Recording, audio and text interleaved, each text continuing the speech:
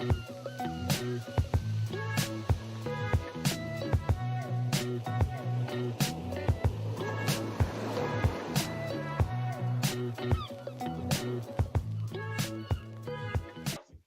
we're back with another episode of the Lakers Fast Break podcast. It's Gerald Glassford coming right back at you here from Lakers Fast Break.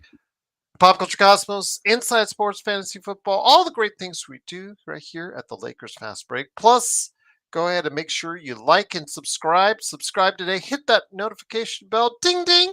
So you get the latest notifications on when we go live on the air. Like tomorrow, as the Lakers face off against the Rockets, which we're talking about here tonight.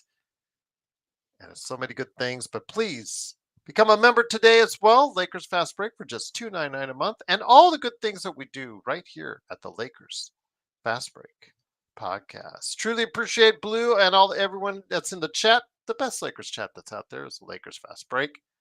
And with us today is first man here. He's the madman from Toronto. Go ahead and make sure you check him out when he's on playback.tv. Lakers Fast Break with us. It is the Magic Man, Sean Grice. And Sean, we have a special guest today.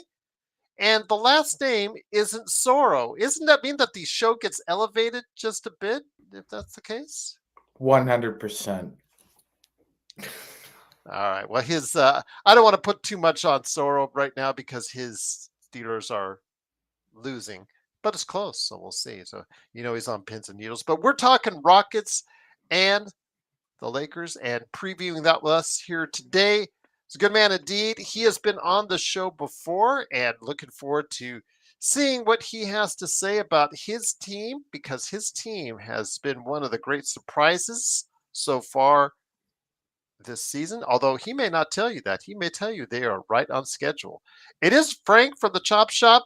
Please go ahead and subscribe today. He's only got 8,000 subscribers, so he needs more. I do. I could always use more subscribers.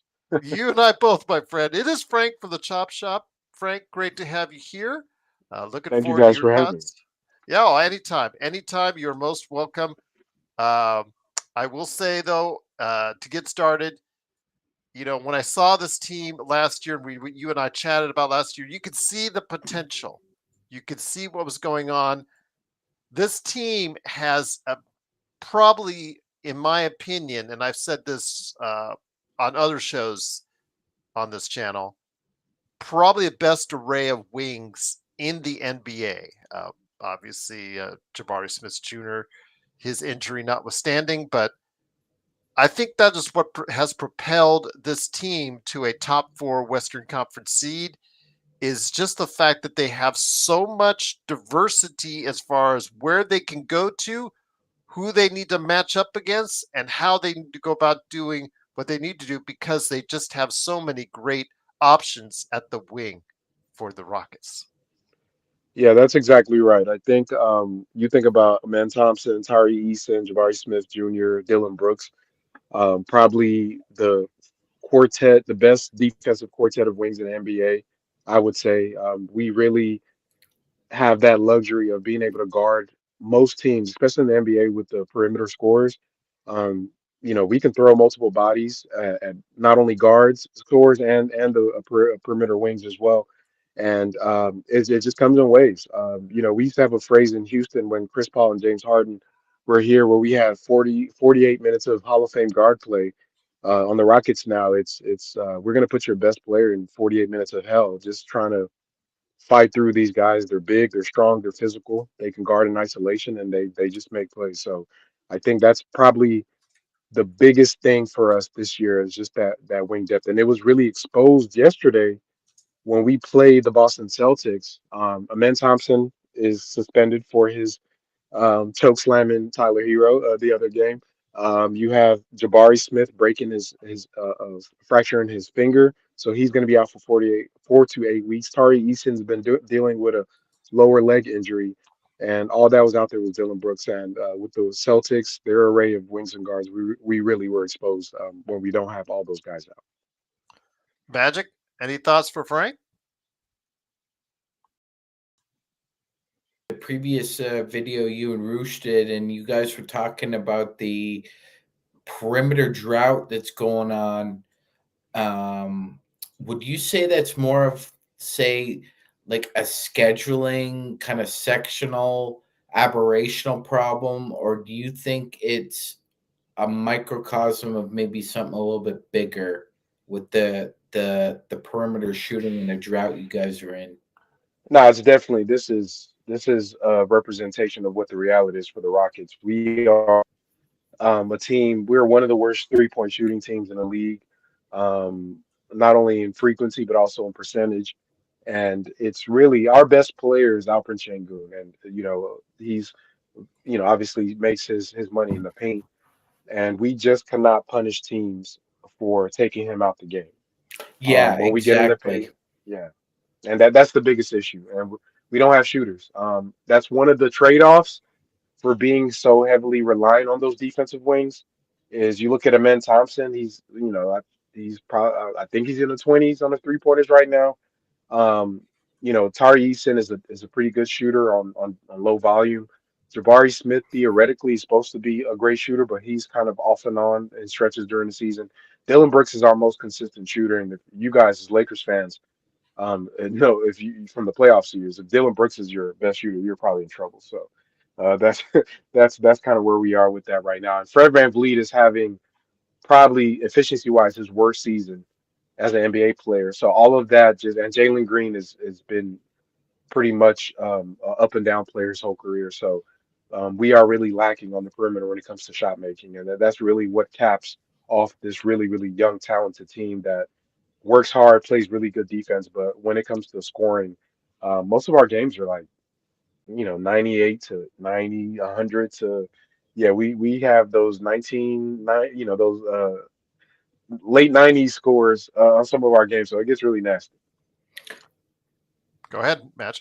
Yeah, no, I was just gonna say, yeah, Frank Dillon Brooks is the only player on the Rockets who shoots above average from beyond the arc. So, when Shingun has to have an assist rate of 30% and Brooks is your best 3-point shooter, you gotta try and either look internally or try and bring a guy or two in. And what would you say that the better option is for the Rockets right now?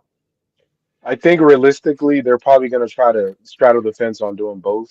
We have eight, I think it's up to eight core players from the past 4 or 5 years of drafting eight, and all these first round picks. And I've been saying this to our fan base that historically in the NBA, you can't draft that. And you guys know this as Lakers fans, of course. You guys are like the ground zero for too many draft picks.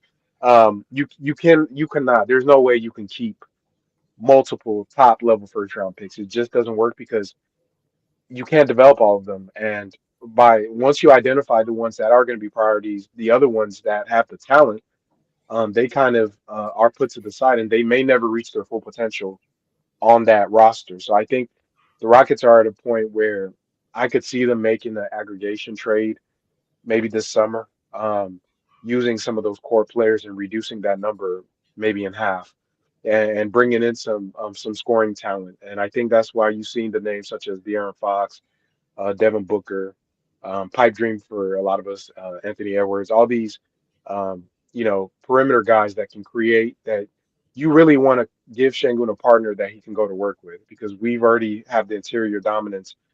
It's really pointless if you don't have a guard or another creator outside to really punish when they take away the interior. It's like having AD out there with just like a bunch of non-shooters. It really is dominant as he is. It really does weaken his impact on the game if he's not out there with high-level creators and scorers. One thing I want to ask you, though, Frank, is that last year, again, they were a team with promise as they made that big charge to the end of the season to get right around the 500 mark. But this year, they've taken just an extreme step up. I know some of us out there had actually talked about,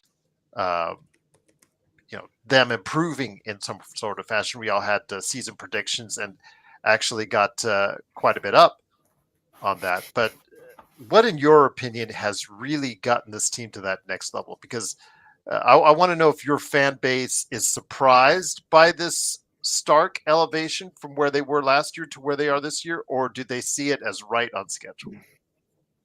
I would say it's it's it's not surprising in a sense because when we watched us last year, it was there was a lot of like injuries and different things that we just saw we were right there. Like there was a lot of close games that we lost due to inexperience, and I think Ime Udoka really needs to get a lot of credit for what he did with developing some of our younger players and teaching them to be tough and buying into identity of playing defense and being able to be scrappy and just focused. And I think like last year, a lot of our players got benched. There were games where Jalen Green was benched, Şengün was benched, Jabari was benched.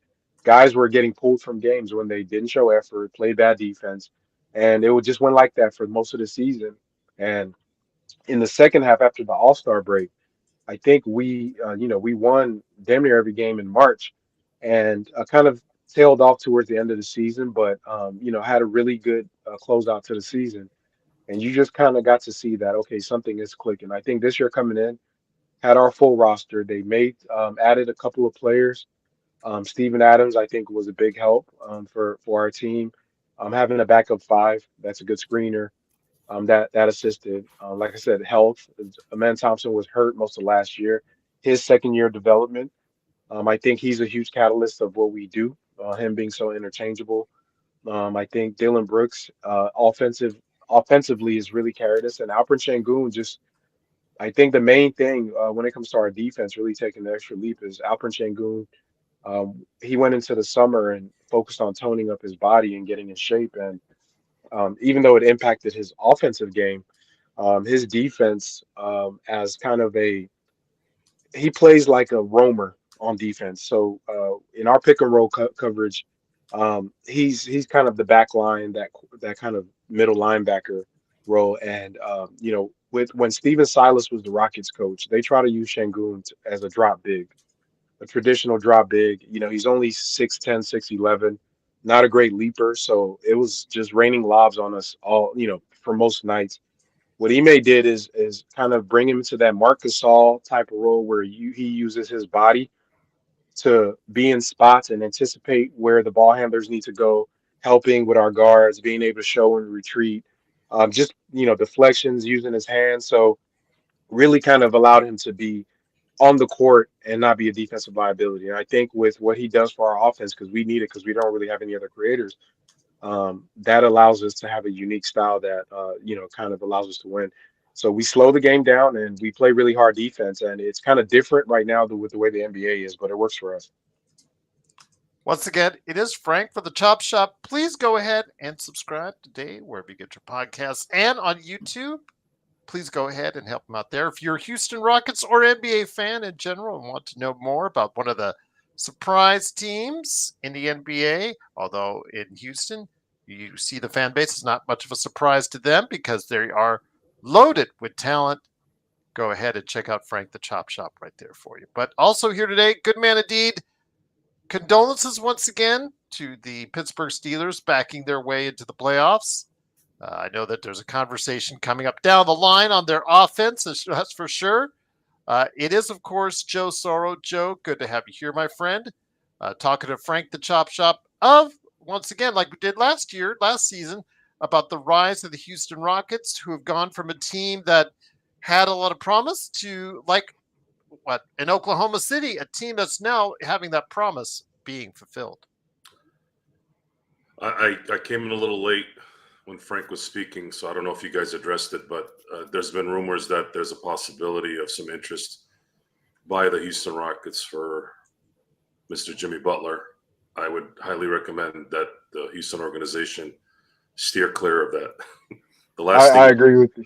Yeah, the last thing you need is that mop head destroying your team. Right now, Ime Udoka, it was kind of a running joke after the whole Boston thing. But setting that aside, because I ended up finding out that actually happens more than you think. It's just you knew about this. The thing he brings is something that will only work with an up-and-coming young team like Houston, without a megastar yet. You have to build that culture there, and they're building it there. They're they're 25th in salary, by the way. Oklahoma City's 24, right above them. So the fact that they're sitting up top with such small payrolls is another testament to how good they they've put this thing together. And you don't want to mess up that you don't want to mess it up. They probably do need one star to go after, but I would make sure that the timing is right. Otherwise, just kind of continue to do what you're doing with the league being parried. Parried. I'm trying to figure out how to say this. Parried. I know it's not a word. It's parried. It's being parried. Essentially, everything is they're trying to turn it into hockey in a lot of ways. Yeah, league-wide parity. Parity, right? And this might work to your advantage maybe in 3 or 4 years if that indeed becomes the way to go here in the NBA.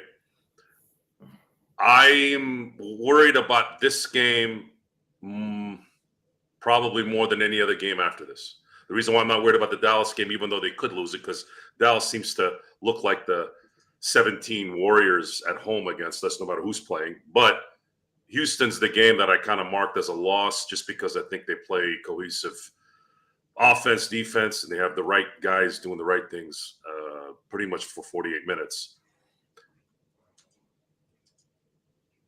I think if I had to look at Houston before the deadline, I would definitely see if they could maybe see what's going on in Sacramento and then maybe Charlotte. If, let's just say for discussion purposes, they end up figuring that out and getting one of those guys like a LaMelo Ball or De'Aaron Fox, that could make things very interesting in the West. I'll ask you this, Frank. Is there a player or players that you would like to see the team go after? We've talked about on the show how Houston it's one of those teams that they're have and have nots as far as teams that could go and get players that have resources. And wouldn't you know, the Houston Rockets, unlike the Lakers, have a lot of resources to choose from. So are there players, obviously not named Jimmy Butler, that you do think the team should go after? Because quite frankly, are they in a win now situation in Houston? I don't think we're in a win now, but I think that um, the way the contracts are set up with like with Fred VanVleet, he's a team option next year. That's $44 million that could potentially be available. I think that you look at the fact that we traded our Brooklyn picks to the Phoenix Suns, and they're pretty much a shit show right now. Then I think most Rockets fans would love the idea of trying to see if Devin Booker would love to come down to Houston because he fits that need of a shooter. We do lack perimeter shooting. A secondary ball handler you could put in pick and roll with Alperen Sengun and be able to exploit his gravity and work off of that. And I think he addresses a couple of needs. He's relatively young. And with the Jimmy Butler point, I also agree. I don't think Jimmy Butler is the type of player. I think Ime is very, very, very selective about the players he brings in. It wasn't a coincidence he brought in Fred and Dylan Brooks. Those are basically role players.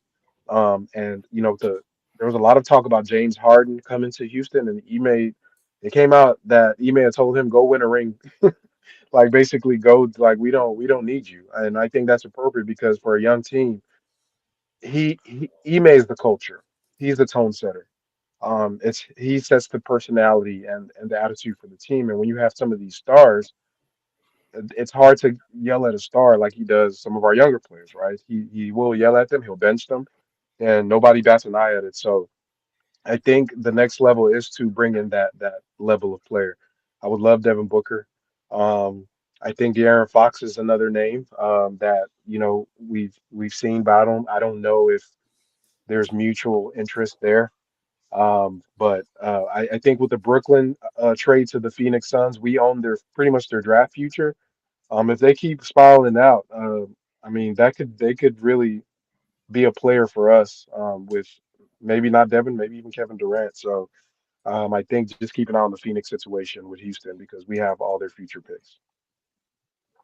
So, Sean, let me ask you this. You got stuff for Frank continuous again.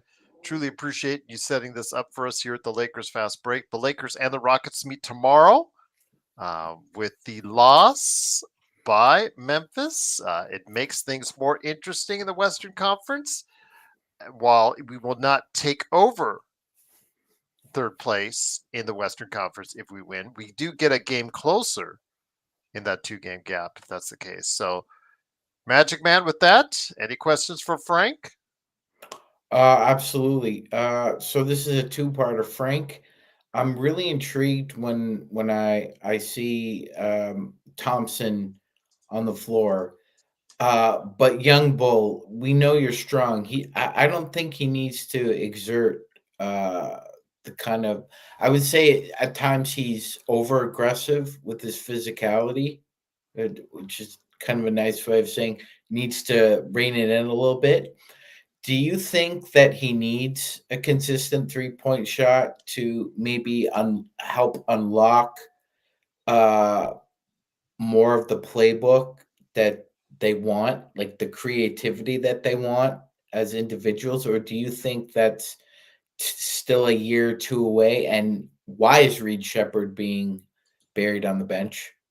Well, those are great questions. For a man, I think he doesn't have a dimmer on his light switch. It's either on or off. So when he's on the court, he's 100% go. I think him and Tari Eason is the exact same way. They're both the exact same type of personalities. It's a gift and a curse because they will tire themselves out. It does make them prone to fouling and things like that, but that's what really makes us it's a fine line because it depends on how the refs are calling the game. But if they let us play, we really do muck up the game, and it does wear down on a lot of these NBA teams. And I have seen some really good players get frustrated by the level of physicality that you're getting. Dylan Brooks, he goes to the bench, and Ben Thompson comes in, and now he's fighting over screens and making your life hell. He goes to the bench, they bring in Tari Eason, and it's just for a full game, it can be frustrating. But it is just I think it's like a gift and curve. Now, as far as his shooting, I think he's years away. He is not a great 3-point shooter, but I'm not one that thinks players should be reduced just to like you got to shoot a three. He does so many other Mm, things very well. I think before he even talks about getting a 3-point shot, he needs to work on that intermediate game, getting his floaters and getting being able to score when he gets in the paint. And if teams are going to play drop on him and he's attacking those bigs, you got to be able to score in that middle ground. Rondo had that little floater that he used to kill a lot of teams with. So I think that's really where I want to see him keep developing his handles, and then over time the threes will come in over the years. I think now Reed Shepard, uh, it's a bit of controversy within our fan base. There are a lot of people that are really high on Reed Shepard. Some people are low on him as a prospect. I'm kind of in between. I think in theory he has a lot of tools that the team needs. But the reality is that he is a 19-year-old undersized guard that is a one and done. Now, when you think of one and done guards or players, they're usually freakish athletes, the top 1% athletes. And then you compound the fact that those kids have to get used to the NBA. I think Reed has a double curve. The first curve is that he's a rookie, and that's just normal. They struggle. The second curve, he's not a great athlete. He's not really bigger than anybody, so he's an undersized rookie. So we lost Frank there. I was going to say that I am a big supporter. I saw Shepard live in Las Vegas, and I think he does have some skills that can be brought back to the table. I'm hoping to get Frank back here in a couple No, minutes. no, but I do. I agree. I agree, Joe. We talked about Reed Shepard. We both really like his game and think it'll eventually mature into a very good, possibly great NBA player. We'll see. But I do understand when some fan bases see this, they get like D'Angelo Russell or Colin Sexton vibes off a prospect. and think, I'm not buying the hype. Welcome back, Frank. Welcome back, Frank. No Oh, I don't worries. know what happened. But yes, I am a little bit higher maybe than you are on Reed because I saw him live in Summer League, Frank, and watching him close, I just I just see skills that I think translate well to the league. But like you said, if you're watching him, he is a 6'3" point guard that you don't know if he's going to be able to find his way in the league. The Oh, opportunities that he's had backing up Van Vliet, from what I've seen, have been fruitful as of yet. But he still has a big name out there. Could he be wait, utilized in a trade that may give him another opportunity somewhere else? where did I cut off when I was talking? 'Cause I kept on talking for a while. You were What you was were the last thing talking. I said? I think the last thing you said was about where you were on him because you were like in the middle. They're Oh, low, okay. high, So but I, he's in yeah, the. You were in the middle as far as where I. yeah, I had said a whole. So I'm not. I don't. I think Reed is going to be fine. So I ended up saying that basically he's being hit with two because he's once again he's undersized and then he's a rookie. So rookies usually struggle being one and done. If you're a one and done player, usually it's these like Herculean, these specimen athletes that are just better than their peers. Reed is not that. The reason he is in the top three, was in the top three, is because of his skills. I think those skills are always going to be relevant in the NBA. But I think the physicality, the speed of the NBA game right now for him is what he is struggling with. When you see him on the court in NBA games, it looks like it's too fast for him. The players are too big. It's just so I think for him, he needs to develop his body a little bit more and then also just get more time to really study the game and get used to playing at this level. But ultimately, I think he'll be fine because ideally his skills as a shooter, a ball handler, a guy that can make all the passes is what the Rockets need because we really don't have a player like that on the roster aside from him. So I think it's just time for him. And it's okay for rookies to not play.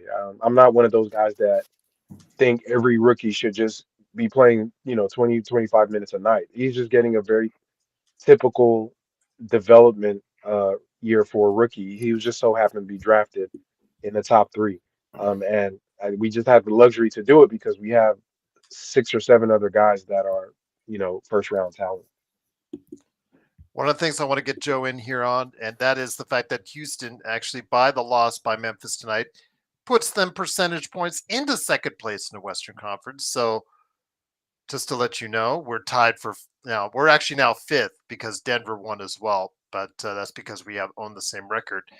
But a win tomorrow in Houston might change things for one team or the other. Houston will take sole possession of second place, or the Lakers will be one game out of second place in the Western Conference, Joe. Interesting talking about Reed. Reed had more different comps at draft time that I think I've ever seen anybody have. People were comparing him to Tyrus Jones. They were comparing him to Brogdon. They were comparing him to Nash. They called him Curry Light. They called Jalen Brunson. Dylan Brunson. I mean, I don't even know. And I didn't get a chance to see Reed play a lot at Kentucky. I saw a little bit, but I'm like, okay, well, like, what are you guys watching? To me, I in the limited time I've seen him in the NBA, I'm not saying he's going to turn into this, but he's got two places to go. And it's not necessarily like a player or the other. I'm going to say this. The first thought I had was, is he going to be D'Angelo Russell or is he going to be what D'Angelo Russell should have been? Because D'Angelo Russell isn't athletic in any means, and no one ever said he was coming out of Ohio State when the Lakers picked him second. However, they did say that he had a skill set, just like they did with Reed. And will Reed be able to focus and advance his skill to the point where he's able to dribble and shoot and see plays ahead of time against his opponents? Because that's what sets, let's say, Nash, because he's built like Steve Nash. He's what, a buck 80, at least with at least with D'Angelo, he's closer to probably 200 pounds. 20 pounds less, maybe about an inch shorter, you're going to need to really outthink your opponents. And if that's something, and he's in a good position to do that here with Houston because he's got good coaching, he's got a good environment. At some point, I'd even think of Booker, by the way. I'm very happy you said Booker. I actually think That's a good suggestion. that's a great idea. The only issue with Booker, and this is something you probably have to eat anyways because this is the NBA, is you will have to scale back a little bit on the, hey, we're going to coach you the way you're supposed to, because he's kind of an arrogant guy. You're going to have to kind of cater to him a little bit. That's something the Houston's going to have to decide on if that's something they want to deal with. In the NBA, you kind of do a lot of times, but I don't know. Maybe winning can help. But the team is on the right path. I'm kind of curious to see what they're going to do with Fred at the end of the year. They have a team option. I think it's 44 mil. Yep. Is he going to opt out? I'm sorry. Is he going to get? Is the team going to go? Look, just go ahead and we're going to do our thing, and then we'll sign an extension. I don't know. I don't know what's going to happen there. But if it was a year later, then things could probably get a little interesting because I think 2026, the summer of 2026, something might happen there. There might be some people available if they decide that money is not their priority, which most of the time it is. But I would be curious about that. Yeah, I think I see Fred as a placeholder, not only in position, but in salary as well. So that inflated contract, if I think if they go into this summer or they are approaching the summer and they don't see a path to acquiring a player that they really want, I could see them actually just granting for Fred his third year and just kicking the can down the road. To your point, another summer, and seeing what shakes loose in 2026. But See, and the thing is with Fred is there's an intangible there that is very difficult to replace. exactly, It's it not. is. It's not a coincidence that this team is. Because I remember when he got signed, I was one of the few guys, not on the show, but I was talking. I have a big basketball kind of contingency behind, off the show. And they're like, oh my God, why would they spend that much money on Fred VanVleet? Well, Fred VanVleet is a freaking champion. This is a guy that's Right. coming. A lot of times, I remember there was a safety for the Steelers. His name was Chris Hope. He wasn't the best safety they've ever had. He wasn't the best safety in the league. But Chris Hope won a state title in high school. He won the national championship at Florida State in '99. And when they won in '05, I go, this guy has this champion kind of aura about him. You like to have those guys around. And it's paying dividends now with Fred VanVleet. And now you're going to have it's his journey as a vet to champion, and remember, this is a guy who told all 30 NBA teams, don't draft me. I'm going to be undrafted. He stayed hungry. And again, Joe, that you talked about the intangible, and Frank recognizes it as well. Staying hungry is the hardest thing in the NBA, man. To win. Yeah, yeah. Yeah, I think that what you brought up, Joe, is a conversation that I've had with people because some people, Fred is struggling this year, and people start, oh, I wish we had signed James Harden instead. And I had to explain to people, you don't magically become a top three defense in the NBA and a top seed without what Fred VanVleet and Dylan Brooks, what they've done to the DNA of this team. I don't think if you bring in a player like James Harden, and that's the kind of the culture you're going towards, that we get to this point. I think that the reason we are the team we are is because Ime Udoka is a certain type of guy, and he likes certain type of guys, and he brought in guys that really reflect his personality. And it's yet to be seen whether he can coach stars because even you think about Boston when he was there, those guys were young. Tatum, Brown, those they're fairly young, even though they are considered stars in the league now. But at that point, they were still relatively in their early 20s. And the team was just a bunch of young guys that are scrappy and just ready.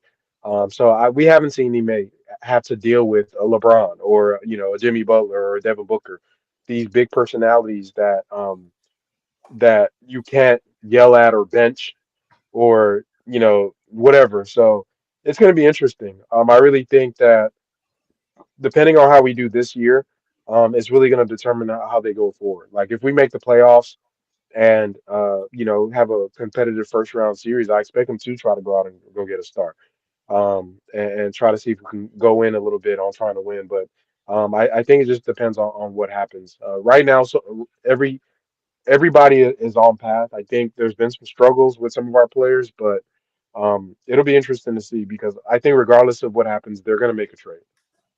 There's just no way. I wanted to read the. I don't know if Apple's part of the Houston crowd here.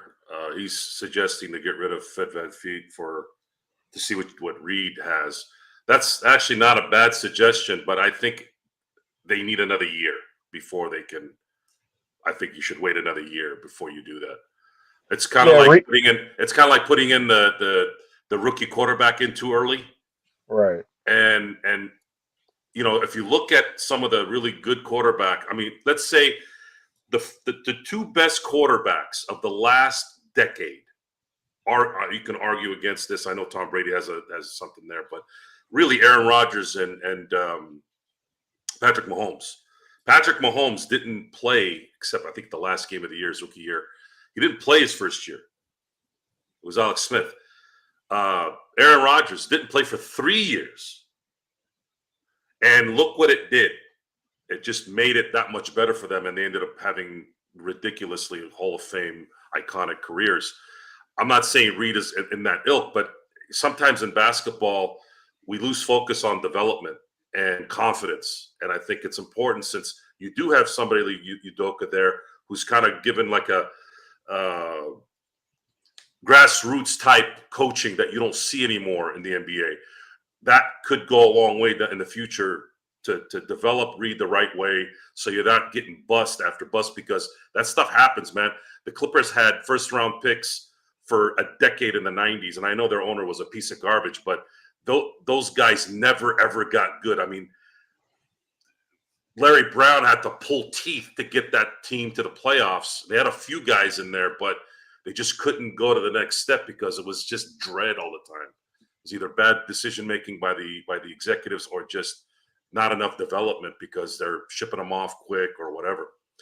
But yeah, it's important to keep continuity in the situation, especially with the fact that these guys are young. You have a couple guys that could have 10-year careers, and then if a superstar develops through that, which Sengun is starting to look like one, why not kind of wait a little bit, and then if you can find that little crack where you can get that player in free agency, that's really.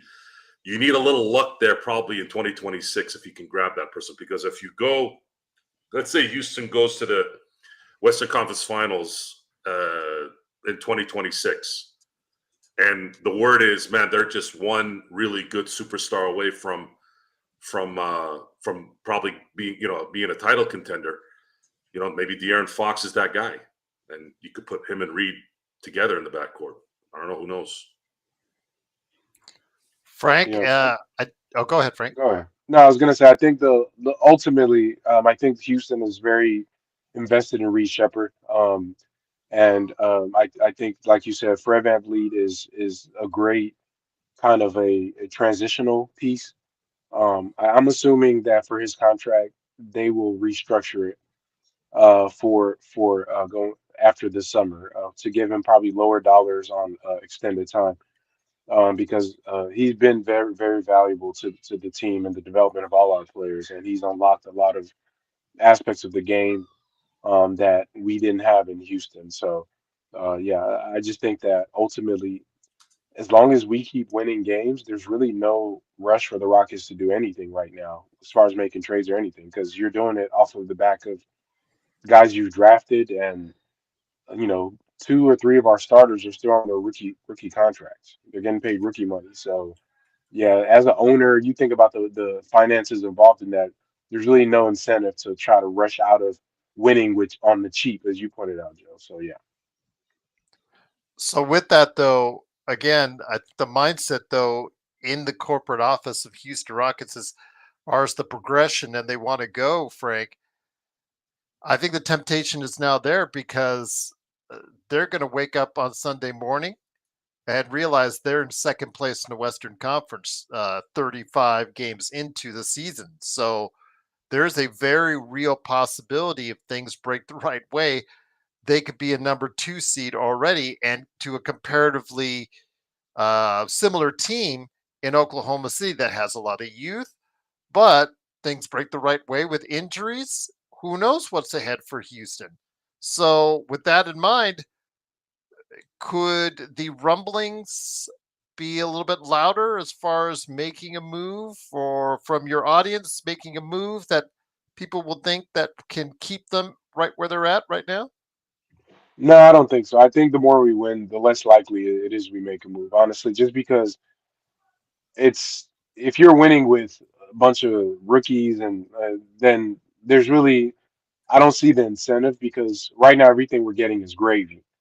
Most of the NBA world assumed we'd be a middle of the pack, below average, or right at average team, and I think we've over projected that, and um, we may go through a spell where we lose a lot of games. I don't know. It's really hard to tell with our team because with young guys, you just can't tell whether they have the focus and I am worried about this is something I'm personally worried about is I know how the NBA goes. A lot of the vet teams like the Lakers and Denver, these teams are the ones that the old guys just kind of go through the motions in November and December, get to the All-Star break, and then everybody turns up and gets ready for the playoffs. And it's like all these young, frisky teams that were good early on just start falling off. So it's yet to be seen whether we have the stamina for a full year of being a top seed. But I think the Rockets aren't going to do anything this year. That's my assumption. I think if anything happens, it'll be this summer. And if nothing happens in the summer, then it'll be in 26. Magic Man, want to throw anything out there for Frank? And again, once again, I truly appreciate Frank from the Chop Shop stopping by. Please check out his great work that he does each and every time out on his all podcast channels, and of course, subscribe to his YouTube as well. But Magic Man, for what is now growing in importance early on this season, tomorrow's game. I didn't think on the schedule would be that as important as it was. I was still chalking up as a loss, but I thought January is going to be a pretty easy month for the Lakers. I thought, okay, they're going to overcome it, no problem. Now it's becoming more important that they might need to really go all out in that game, Magic Man. I agree, Drill. I mean, the Dallas and Phoenix are sliding faster than Enron stock right now. So I mean, you need to stack wins as much as possible because you never know if you're next in the West. I mean, you could go from having a bad 10 days from being in second to being in 11th. That's just how cannibalistic this conference is. And Frank, that being said, man, one reason why we love hoops is like Kenny Smith says, the regular season is where you make your name, the playoffs are where you make your fame. So, who's eventually closing the door for the Houston Rockets at the end of games when it's winning time? Is it going to be an internal struggle, or are they going to find it on another team, like a Lamelo Ball, Brandon Ingram? Like you said, there's a particular type of superstar that needs to fit with Udoka, and the thing with Ball and Ingram as closers, unlike say LeBron and Luca, is that LeBron and Luca don't default to ISO necessarily when the game's on the line. Those two do.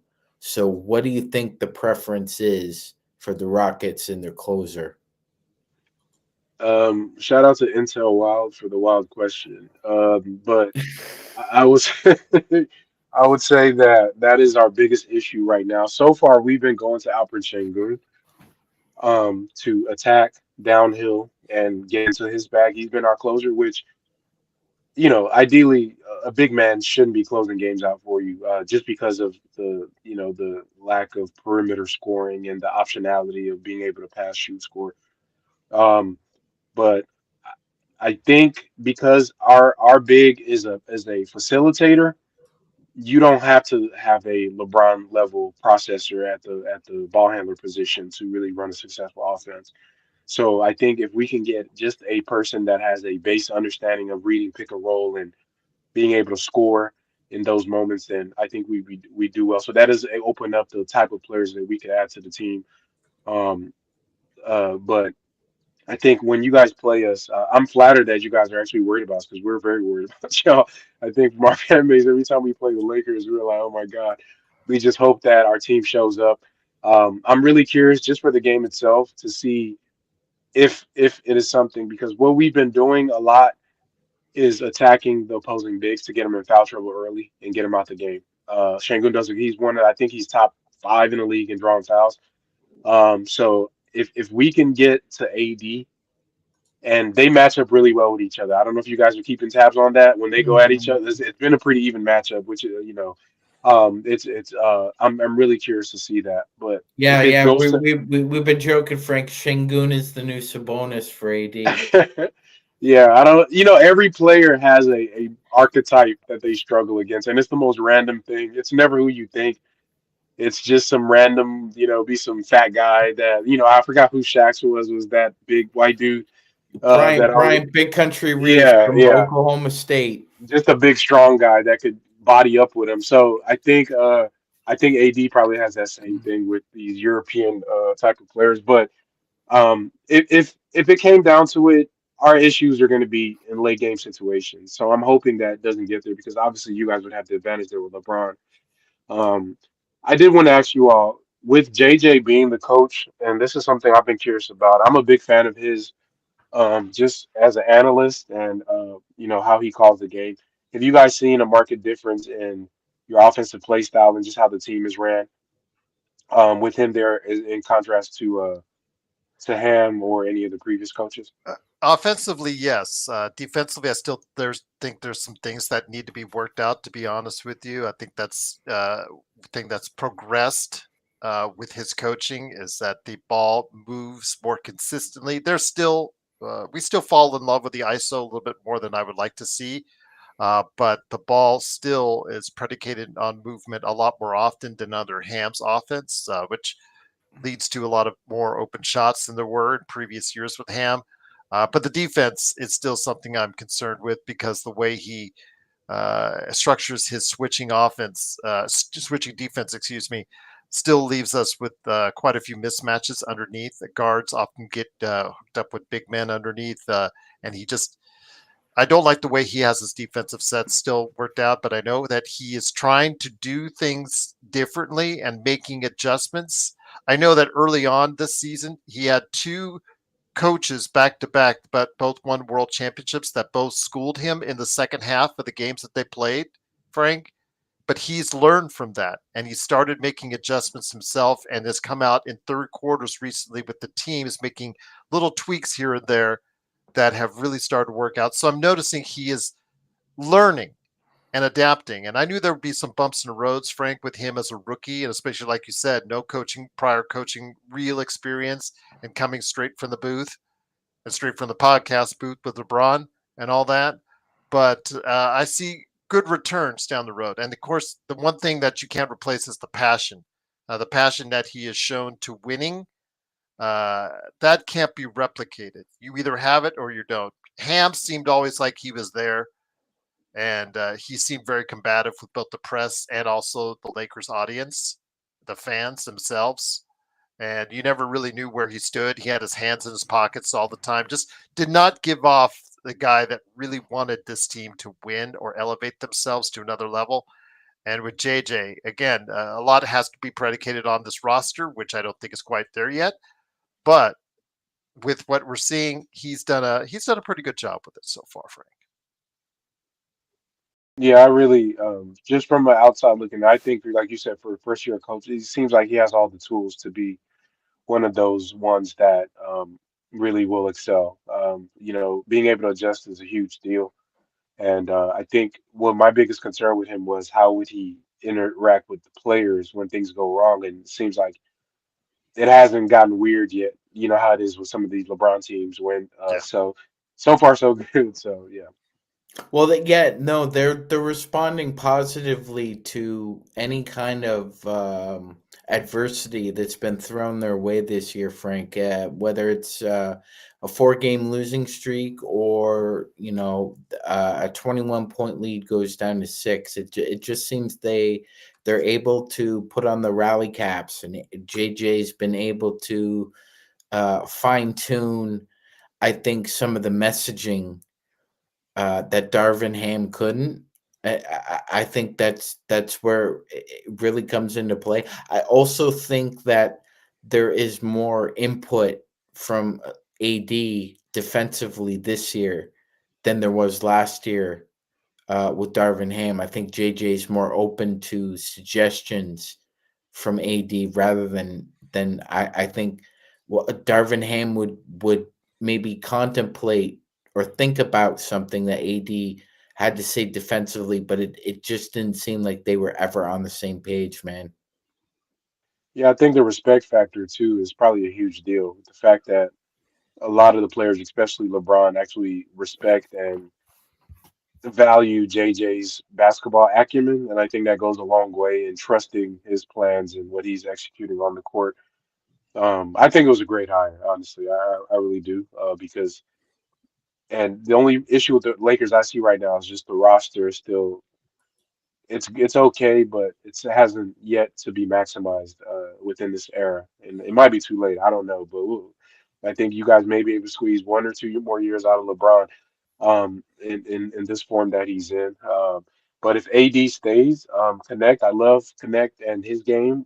I wish we had looked at him as the Rockets because I think we always go on the young upside player with all of our draft picks. I would have loved to get a older rookie that's can plug and play right now and what he has. I love the development of Austin Reeves over the years. Even though he's a little older as well, he was in Jalen Green's class of players and one of my favorite players out of that class. Um, I think some of the trades with bringing in Finney Smith. I'm not a big fan of his. But I think with some of the injuries, you guys, it's kind of needed to have another wing out there. But I have a feeling that y'all are going to make a run. I can see it. The team looks competent. I think once they get closer to the All-Star break, a lot of these slumbering veteran teams are going to wake up. That's just how always see the NBA turn out. Frank, on that note, so instead of discussing a name per se, so you're looking at the Lakers roster right now. Identify for our audience, please, a player that if you could pluck or pilfer and drop them into the Lakers starting five would actually accelerate this 1 to 2 year left of what's in the tank. Devin Booker. Right. Okay. Yeah, Devin Booker. Well, basically the formula for LeBron is shooting, and it doesn't have to be like all around. You need at least 1 or 2 shooters. I think you guys have that. I think Connect can develop into that. I think as he gets more confident. Mhm. Austin Reeves is like, what is he having like a career best in catch and shoots this year? Yes. So you have relatively good shooting. I think what he's lacking is a perimeter creator. Whether it was Wade, whether it was Kyrie, there's always been some because LeBron's weakness is the fact that he is not one of those guys that is going to be able to just, be able to break down the defense with his ball handling and get to a spot. He's more of a physical presence. So I think having a player that can work off of his play and be able to create on their own and be able to score has always been the formula for it. And I don't think you guys have had that in on the Lakers in his tenure there. One thing I do I would want to say go any ahead. score. Mhm. No, yeah, that was it. Thanks. One thing I do want to go ahead and mention is from our chat. Apple wanted to go ahead and give you a shout out and say, ask if if it comes to playoff time. I know it's a little bit early, still 35 games in, but who would you guys fear the most? Let's say you do get the number 2 seed. Who would you not like to see as that first round opponent in the playoffs? Oh, that's a great question. Let me see. Teams we struggle against. Oklahoma City, obviously, if we were a 2 seed, we wouldn't see them. Usually a tough matchup for us. Um, Really nobody else in the West. I don't think there's. Oh, the Warriors. Yeah, the Warriors. We had I think, a 5-year losing streak that was just broken to the Golden State Warriors. And as you guys would know, because the whole NBA deals with the Warriors, their offense is so hard to guard because it's so much movement and the cutting, the random motion, and you're trying to, step up on screens and they're slipping them, and it puts so much stress. And for young teams like ours, that is the hardest thing to do. When we Memphis had found out our tonight, Frank. Memphis found out tonight. Yes, and the thing about the Warriors is no matter who they have in that offense, it's still hard to guard. You could put us four and Steph out there, and we might score 100 points. So it's really them, maybe the Kings because they run a diet version of that in a sense. But yeah, I think the Warriors are like the worst team that we match up with because they punish our youth and inexperience and our lack of focus every time. So I think anybody else, yeah, I'm okay with us matching up with just because the playoffs, it's a physical game, and I think we are actually built for the playoffs. The scoring and the lack of shooting is probably going to be our downfall, but I think for our guys, the win is getting in there and getting the experience. I want them to get their ass kicked and see where they need to work on in the summer to come back the next season because young guys need that kind of barometer to say, hey, this is where you are, this is where you lack. And once they get that, then I think it'll elevate all of their games to the next level. And speaking of that, Gerald, I like the suggestion of Spurs and the Rockets in the first round. I think the Oh, two that'll be crazy. I think the two teams that don't want to see the Rockets in the playoffs, if push comes to shove, are the Mavs and the Nuggets, because the Rockets match up very well against both those teams, with or without Yeah. Luka, with or without Luka, Yep. and I would pick the Rockets over the Nuggets in a playoff series right now, Gerald. I would Mm. not say that. I'm not gonna hold you, brother. I love the Rockets, but I just think Jokic is just I they've been there, understand. done that. I Jokic know scares every team, he Magic. does. He does. He does. But I like your chance. I like their chances with the wing depth they have, and Brooks is your lockdown defender. And if Alperen Şengün is your closer, I like your chances in a 7-game series, though. I think any team that relies on big men as their thing, we have a good chance against. Yeah, because we really make your big have to guard, and we put pressure on them, so it's not a passive game for them. When it comes to matching up on the perimeter, we struggle there. But I think no team wants to see us, even though if we get beat. I think it's going to be a hard series. We're going to play physical, and it's not a. It's even if we fall to the 8 seed or whatever. I don't think there's a team in the West that wants to see Email Doak and the Rockets in the first round No, you're gonna because get hurt. You're gonna get yeah, it's going to hurt. be a bloodbath. With Dylan Brooks is probably going to injure one of your players at some point during the season. So it's just yeah, I don't think anybody wants to see us. I think a success for us is just getting to the playoffs. That's where we are right now, just getting in. I know we haven't discussed someone who was discussed last season. I know he just came back. I just saw his name on the chat. Yep. Yeah, and I wasn't really going to talk about him because I know he's, been they've been hiding him out in the G League. He got off to a very slow start this season. We've been watching. We're still watching carefully because of the questions to you last year on JHS, and to see JHS he's already got a future somewhere else because the Lakers have declined their option on the third year for him. So they're already done with the JHS experiment. So it hurts even more. I think on the Lakers, though, Frank, because we are not wing heavy at all, I think he would have gotten more consistent and better opportunity. And because he does one thing well, score, that often we struggle with too. I think he would have gotten a better opportunity here than he's gotten with the Rockets. But I do want to touch on Cam Whitmore now, I guess, a couple of minutes. I know he's not there yet for you guys. I know he probably will not be a rotation player once everybody gets back and healthy. But I still think there's a lot of promise with Cam Whitmore, a lot more than JHS, obviously. Yeah, Cam is a. In fact, we just had a thing where he was kind of caused a little controversy by saying that he doesn't feel like he's getting consistent minutes, Yep, I heard and that. he doesn't know what his role is. And Ime was on his weekly radio show in Houston and said that, well, he's okay with Cam expressing himself like that, but he's already told him exactly what he needs to do. Um, the thing with Cam has all the talent in the world.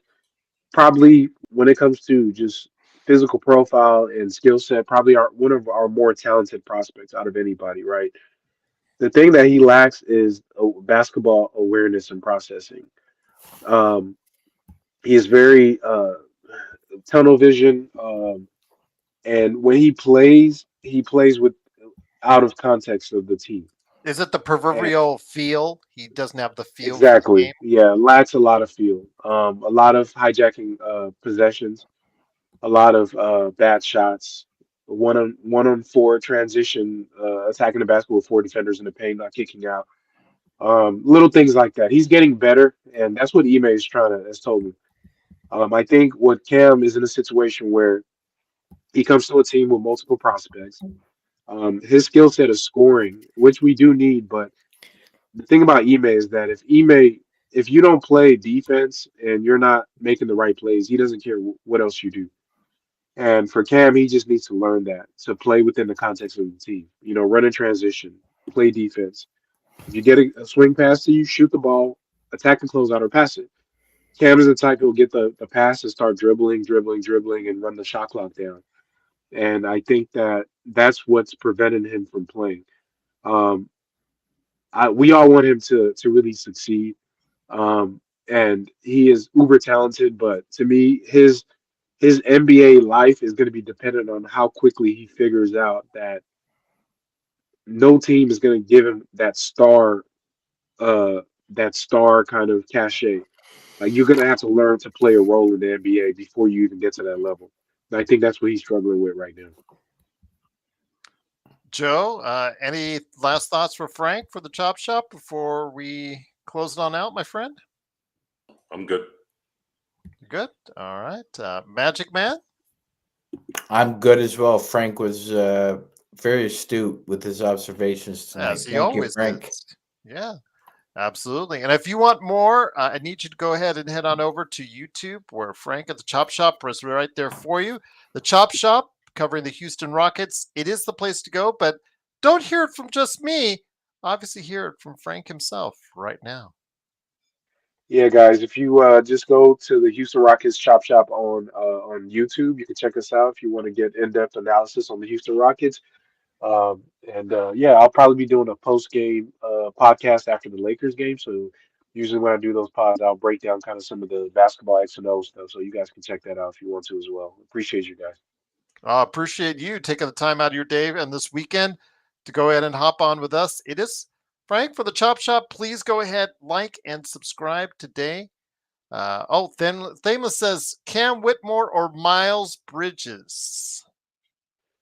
Oh Lord. If y'all seen that meme on Twitter when it says Hitler versus Mussolini? I'm just joking. I'll say Cam Whitmore easily. The thing is, Mussolini got his. We still don't know. We still don't know if Hitler got his, or he ended up in Argentina. Yeah, I knew you were going to say that. Oh, I'm just joking. I'll say Mussolini is Whitmore and Miles Bridges is. No, it's all good, Frank. It's all good, brother. But yes, please go ahead and check out what he does today and every day right there for you at the Chop Shop. Right there covering the Houston Rockets like no one else. It is, of course, Frank. Frank, we truly appreciate you stopping on by. But any last thoughts on the game? Again, you guys are in second place in the Western Conference. The reality and promise of last year's team is now for the Houston Rockets, Frank. Yeah, I'm a bit nervous about the game, but we'll see how we do. We'll see. Yeah, I'm a bit nervous. Okay, all right, because you guys have performed well against us over the past couple seasons. So, again, we coming into this month, we're thinking that okay, leading into the Boston game for us later this month, the Cleveland game and the Houston game would be the ones we'd lose. But if we go 9-3 outside of that, I mean 9-3 including that, I think that would be a very good month for us. So again, if we do win, it's found money for us, and obviously moves us up in the Western Conference standings. So this game has now become a lot more interesting, to say the least, come tomorrow, right here, the Lakers Fast Break on playback. And then, of course, also covered very well by the man himself, Frank, on the Chop Shop as well. So everyone out there, truly appreciate the big crowd tonight. Cannot thank you enough for stopping by. But again, join us tomorrow. We'll go ahead and come on a few minutes early for you to set up, of course, the Lakers and the Rockets. And then, of course, the best post game that's out there, covering your Lakers weekend right here at the Lakers Fast Break Podcast.